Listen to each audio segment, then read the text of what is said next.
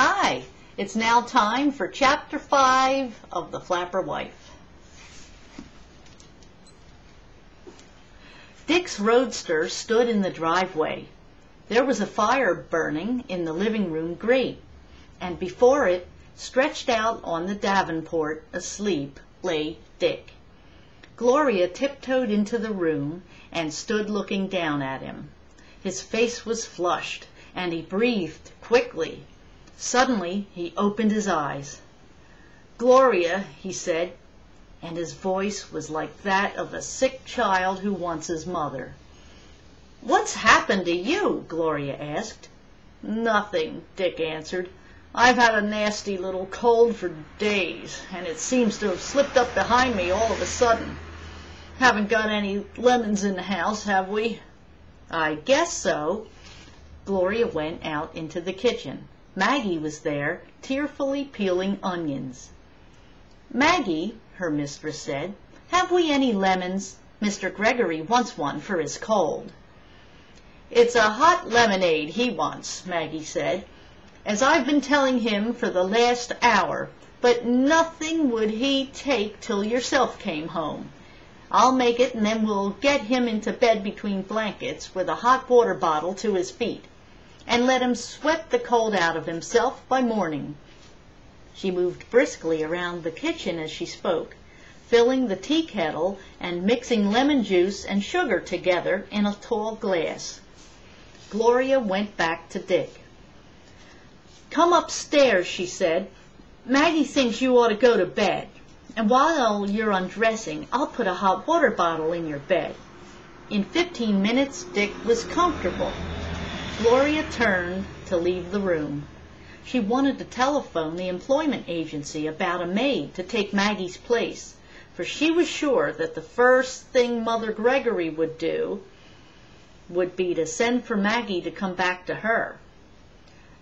"Don't go," Dick said. "Stay here and talk to me." "What is there to talk about?" Gloria asked indifferently.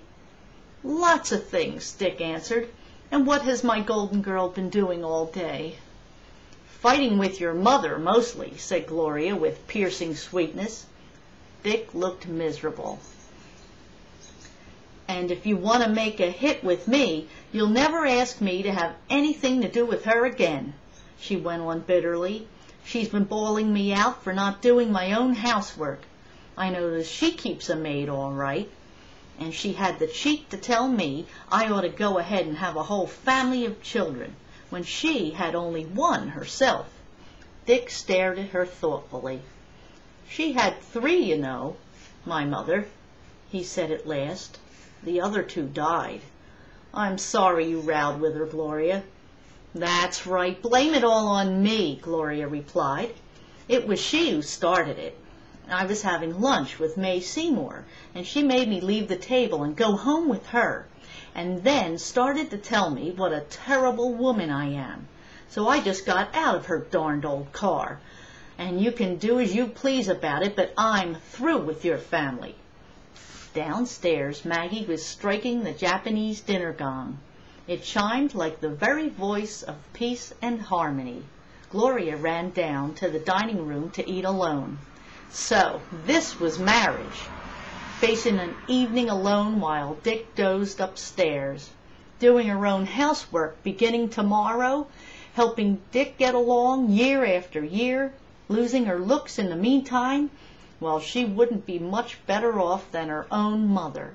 The only difference would be that she herself would have a better house and more money to run it with.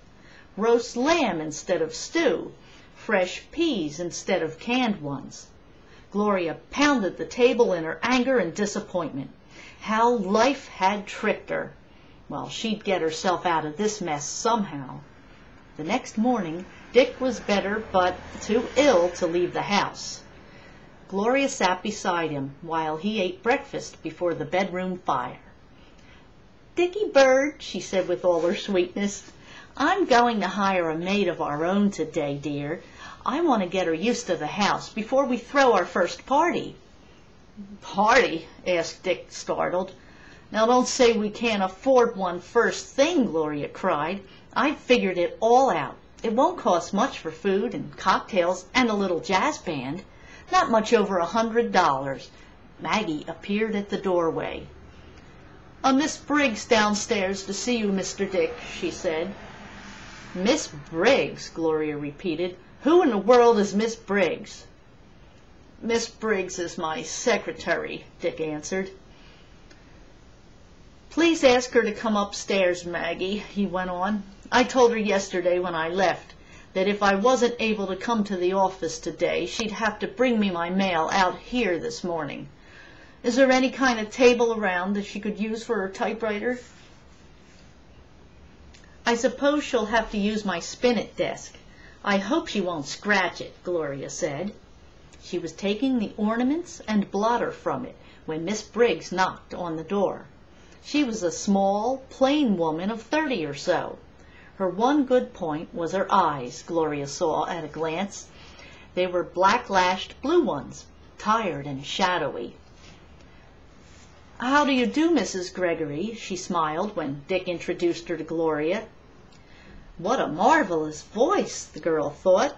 Miss Briggs' voice was low and silver-sweet as a flute. She began to unpack her typewriter. Gloria had never thought of any other woman being in Dick's life. And yet this Miss Briggs saw more of Dick than she herself saw of him. She was all alone with him 8 or 9 hours every day in his office. And Gloria could tell, from the way she had looked at him when she came into the room, that her whole life was bound up in Dick. She wondered if Dick knew it. Probably not. Probably Dick didn't want to know it.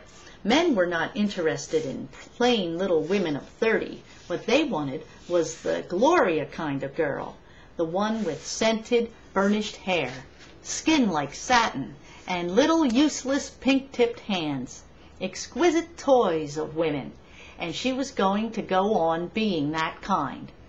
With sudden determination, Gloria went to the telephone and called an employment agency. Pardon me, ma'am. It was the voice of Maggie behind her. Gloria wheeled sharply. Pardon me, but if that's the Finnish employment agency you're calling, there's no need for it, Maggie went on. Mr. Dick's mother phoned me first thing this morning and told me I was to stay on here as long as you needed me, particularly as Mr. Dick was sick. Is that so? Gloria dropped the receiver in her surprise. Then she put it back on its hook and walked into the living room. She was thinking hard.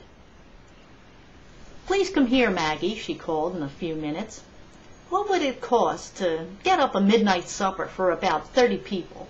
She asked when Maggie stood before her.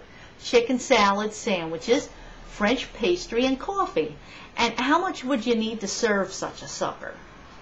Oh, I wouldn't want to be bothered having any hired help around, Maggie said with fine scorn.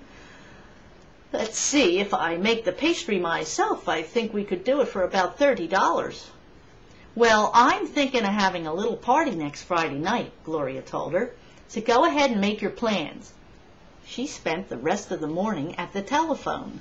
She ordered 6 dozen pink roses and as many daffodils. She called up May Seymour to ask her the name of the jazz orchestra she had had at her New Year's party last year.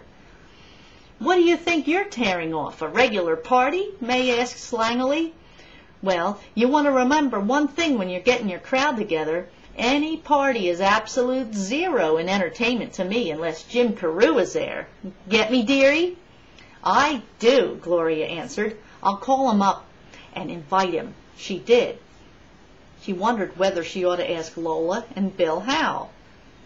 Bill was a good mixer and heaps of fun, of course, but Lola was such a frump.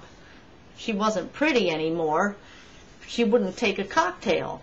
Besides, she watched Bill like a cat for fear he might happen to have a little fun.